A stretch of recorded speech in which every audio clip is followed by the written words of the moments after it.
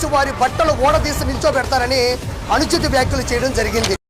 అరే చేపల పులుసు, నీ పళ్ళు చూసిన ప్రతిసారి ఎవడో చేపల పులుసు నచ్చగా 2 దవళ్ళు పగలగొడితే దగ్గరకు వచ్చినట్టు అనిపించేది. ఇప్పుడు నీ చెవులు కూడా పగలగొట్టారని అనుమానంగా ఉంది. ఒక్కటే చెప్తున్నా, గుర్తుపెట్టుకో జగన్మోహన్ రెడ్డి, ప్రజలకు సేవ చేసే పోలీసు వారి బట్టలు ఓడదీసి నిల్చోబెడతావా? ప్రజలకు సేవ చేసే పోలీసులను కదరా నుంచోబెడతానంది.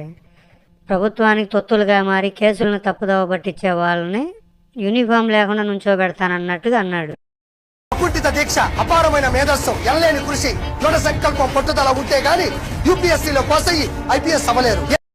అయినా అక్కడ టాపిక్ తప్పుదోవ పట్టించిన ఎస్ఐ గురించి అయితే నువ్వెందుకురా మధ్యలో ఐఏఎస్లని ఐపీఎస్లని తీసుకొస్తున్నావు?